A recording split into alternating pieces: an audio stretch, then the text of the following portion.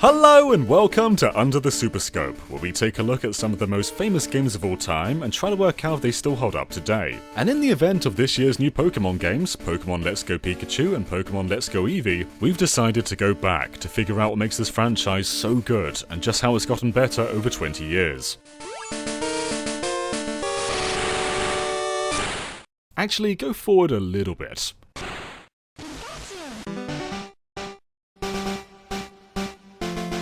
That's right, Pokémon Let's Go Pikachu and Let's Go Eevee take inspiration from Pokémon Yellow, the third, or technically fourth version of the original lineup. Yellow's still very much the same game as Red and Blue, but themed just a little more around the anime. For instance, Pikachu follows you and refuses to go in his Pokeball, Jessie and James appear from time to time, and all the sprites have been redone to resemble the anime artwork. Up until Yellow, Pokémon had a rough time with its sprites. I mean, look at Mew in green, Red and Blue, and Yellow. Certainly a steady increase in cuteness.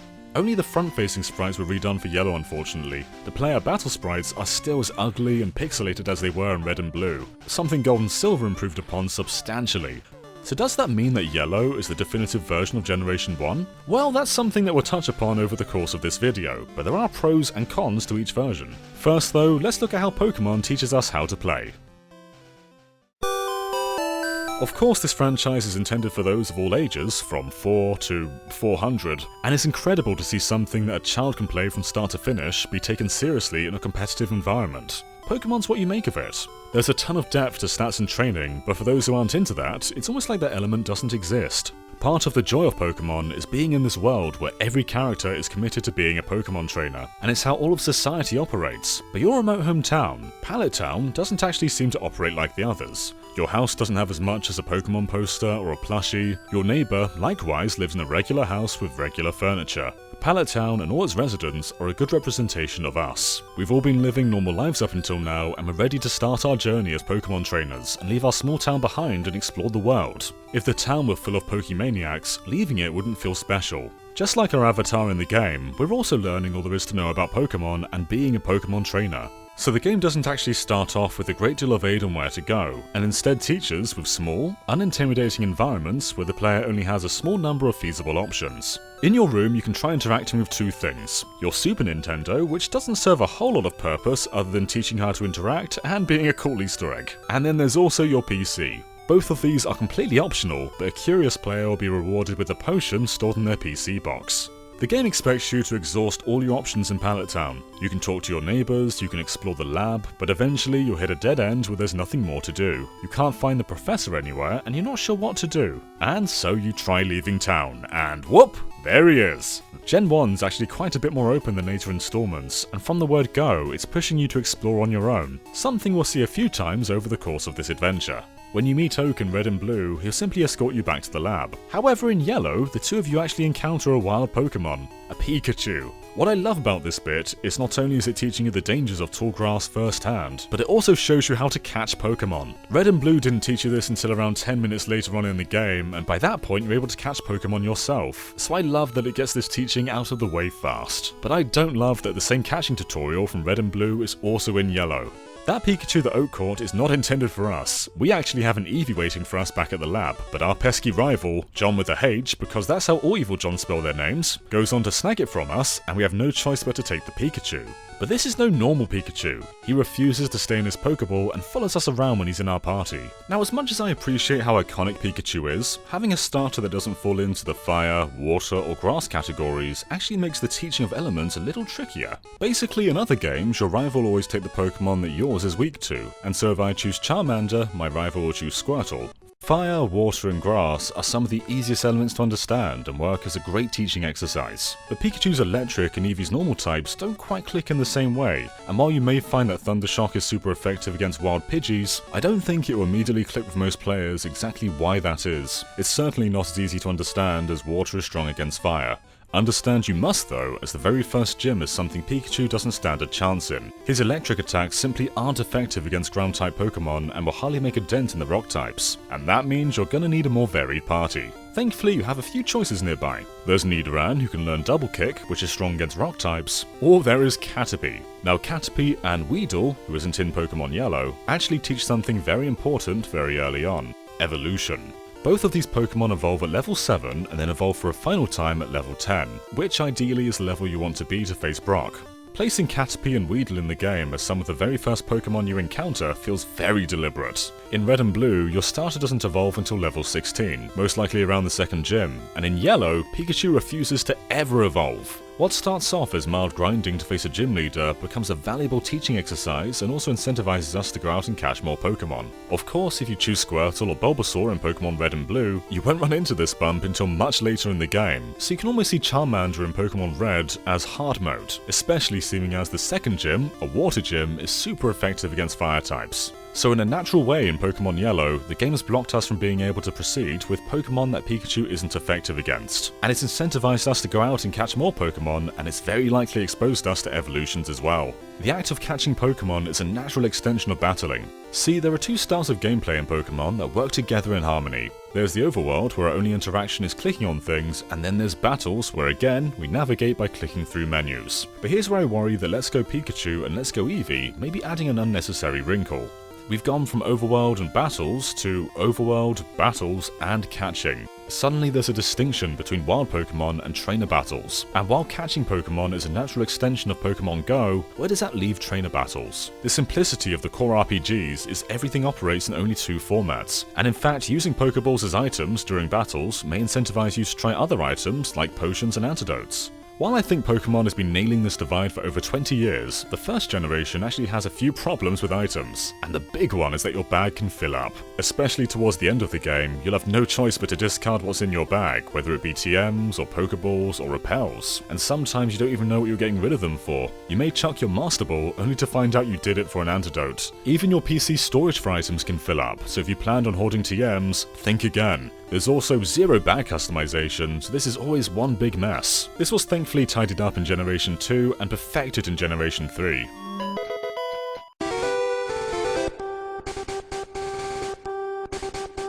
So your objective in Pokemon is to explore the world and simply challenge every gym you encounter along your way. Sometimes the path splits, sometimes the game tries to keep you in one place, and I really like how Viridian City handles all of this, where you can go left and go all the way to the Pokemon League, which of course you can't access yet, but it gives you a clear end goal. You'll also encounter your rival here, and I actually love John with a H in this game. I think Pokemon rivals work best when they're jerks, as it actually encourages you to want to be better than them. I didn't really feel anything regarding how in Pokemon Sun and Moon, but I always want to take down that stupid John with a H.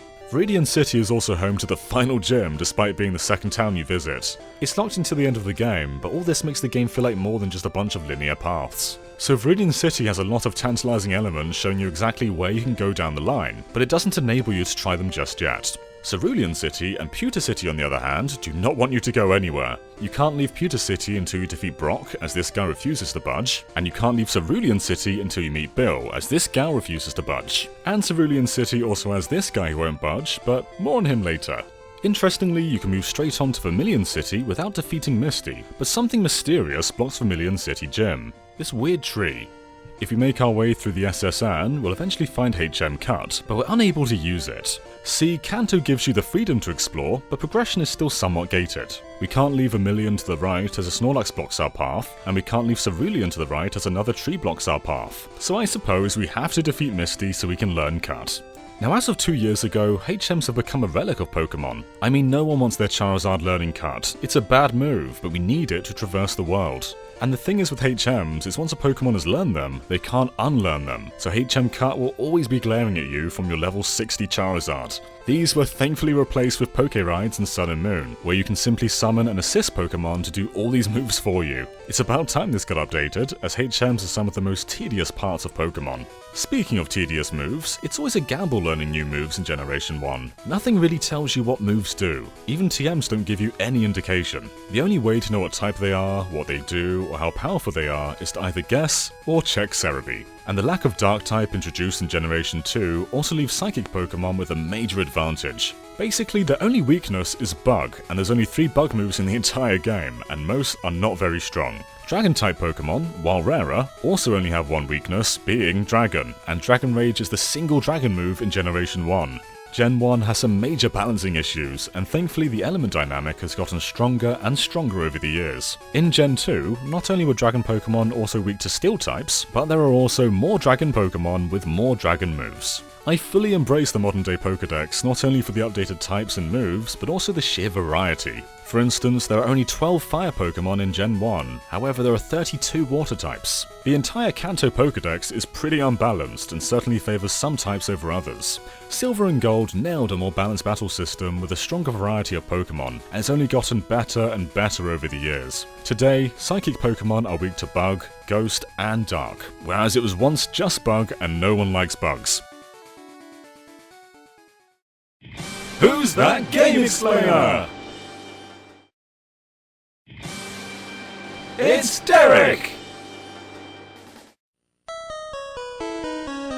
As much as I feel Kanto's Pokédex isn't entirely fleshed out, the game does a brilliant job at making each and every Pokémon feel unique. It's more than just, oh, this one looks cool, I'll catch it. You'll have NPCs talking about their unique characteristics, you'll see a few wandering around houses and sometimes around towns, and in the case of really unique ones like Mew, you can even read documents about them. This truly is a world of Pokémon, and better than any other RPG, Pokémon makes you care about each and every sprite. Anyways, back to Viridian City. We're actually able to obtain Charmander and Bulbasaur. Charmander's just given to us by an NPC after Nugget Bridge, and Bulbasaur will be given to us if Pikachu's happy. This is done by making sure he doesn't faint and giving him lots of items. You can also get Squirtle and Vermilion after beating the gym, so all the starters from Red and Blue can be obtained in a single playthrough pretty early on in the game. And there's a few things I don't entirely like about this. Number 1, it may discourage players from experimenting with their parties. I would imagine a lot of Yellow players finish the game with Venusaur, Charizard and Blastoise in their party, and while they're all great for type variation, I think it's just a little boring. Maybe these guys would have been better for a post-game reward, because I think they're frankly just a bit too good. Second thing I don't like is how Charmander's given to you. There's literally no criteria other than speaking to an NPC. And third thing, it doesn't abide by the restrictions of other overworld Pokemon. And by this I mean, the game gives you a choice between Hitmonlee and Hitmonchan, between the Dome and Helix Fossil, in Red and Blue, between Charmander, Squirtle and Bulbasaur. The reason these restrictions are in place is to encourage the social aspect of Pokemon, and that social aspect is arguably why this series became relevant. See, with the multiple versions, whether it be Red, Blue or Yellow, Nintendo aren't asking you to get each one to get everything. What they are asking though is that you play with friends who have other versions. So with this, I can trade Hitmonlee for Hitmonchan, or even Pokemon that aren't in my version like Weedle. Trading is such a big part of the franchise, and it's even how some Pokemon evolve. There's some NPCs scattered around the game to give you a small idea of the potential of trading, and one of them in Yellow even shows you that Pokemon can evolve while trading. So why don't I like that you can just walk up and get all the original starters in Yellow? Well, because you can't walk up and get both Hitmonlee and Hitmonchan. You have to trade. It's a very weird exception, especially so early on in the game. I think just choosing one of them would have sufficed. One area Generation 1 excels at is world building. Particularly, it's very open to explore. Kanto feels like a real place, and almost every single town has a distinct flair to it, whether it be the bustling city of Celadon or the creepy lavender town where NPCs flat out say their Pokemon have died. Kanto is full of rich vibes. The freedom to explore can come at a cost though. Once you hit Celadon City, the next 3 gyms can be done in practically any order. You can do Celadon's gym, you can purchase a drink from the superstore and use it to get into Saffron City, or you can take the cycle path down to Fuchsia City. Once you've done Fuchsia City's gym, you can learn Surf and go to Cinnabar Island and do that gym. So there's all of a sudden a lot of choice and no strict linear order to do them in. To reflect this, Red and Blue gave Fuchsia City Gym and Saffron City Gym equal level Pokemon. However, in Yellow, Saffron City is significantly harder, where instead of late level 30 or early level 40 Pokemon, you instead fight 3 level 50s. You can try and power through, but I think most players will turn back and try the other gyms first. This reverts the player back into a linear mindset, and suddenly all that freedom is kind of gone. This wouldn't necessarily be a negative if it weren't for the fact that you have to do the Sylph scenario to unlock the Saffron City gym. It sucks to go through all that busy work and then be withheld a payoff. Generation 1 significantly harder than the majority, if not all, later installments, and most of that difficulty can be translated to grinding. I didn't grind in my playthrough, but I also got lucky a lot, and I had a Kadabra at the head of my party, and as we covered earlier, psychic types are pretty broken. Part of the grinding comes from having to train Pokemon independently. See, in Pokémon X and Y, Exp Shares are granted to the player extremely early on. This gives all Pokémon in the party experience, even if they aren't battling. In Generation 1, however, you need to have caught 50 Pokémon and made it to Fuchsia City, which is quite near the end of the game. Part of me likes that you have to earn the experience share, and I do think it makes you respect each Pokémon more when you have to rely solely on them to get experience. But the quality of life improvement of just being able to throw out any Pokémon you want kind of outweighs that. Also, I think we've all had to throw out an Abra and then call it back just to get experience. It's a little tedious, but it does have its merits too. The gym rebalancing is one area where I feel Yellow misses part of what makes Red and Blue feel so organic. It's not really just gyms either. I think Jesse and James are tedious additions and they appear just after long dungeons. Let me show you what I mean using Sylph. So the Sylph building is intentionally confusing to navigate, and we go through long rooms full of tons of rocket grunts. Then as we come towards the end, we face our rival just like in Red and Blue. After that, we're going to face Giovanni, the rocket boss, and save Sylph. In Yellow though, Jesse and James are thrown in just before the Giovanni battle. So to recap, we have a dungeon full of tons of trainers. We have our rival battle, we have Jesse and James, and then we finally have Giovanni. All they really add to the game is more tedium. Sure, it makes it fit more in line with the anime, but their placements are always more of a nuisance than they need to be. Like here, they appear right at the end of Mount Moon. What if you lose? You'd have to go through the whole cave again. Their inclusion just doesn't feel warranted, and rarely makes sense from a pacing perspective. Even with some of the problems I have with it, I still think Pokémon Yellow is a very strong iteration of Red and Blue. Whether it's outright better than them, I actually don't think so, but it does enough differently to warrant another playthrough, and there's no question that the sprites are better. I think Kanto's a wonderful region with tons of distinct areas, whether it be Fuchsia Safari Zone or the power plant just off of Cerulean. Speaking of the power plant, this is home to one of the game's 3 legendary birds, Moltres, Zapdos and Articuno. None of these are mandatory, and I think that works greatly in the game's favour. As much as I feel later games improve upon Generation 1, many fall into the pattern of having a young boy or girl save the world from a legendary Pokémon. I find the more thrilling legendary encounters to be the ones that you find on your own that aren't part of the story. Finding Zapdos in this abandoned power plant feels right. Of course he'd be here, it's in a remote part of the world. Same with Articuno. My main problem is with Moltres, who's just kind of chilling here in Victory Road, which is a mandatory part of the game. It's actually kind of hard to not find him. I suppose you can see the legendary birds as post-game content, even though you can catch them in the main game. It's more to do in the world other than just beating the league and playing with your friends. The only other instance of post-game content is the Cerulean Cave. Once you finish the league, this guy finally moves, which allows you to explore the cave full of powerful Pokémon, and the gem of it all, Mewtwo. This battle may be anticlimactic and Let's Go Pikachu and Let's Go Eevee when he just stands there and you throw balls at him, but seeing him stand there gave me goosebumps the first time, and it feels like an accomplishment just to find him.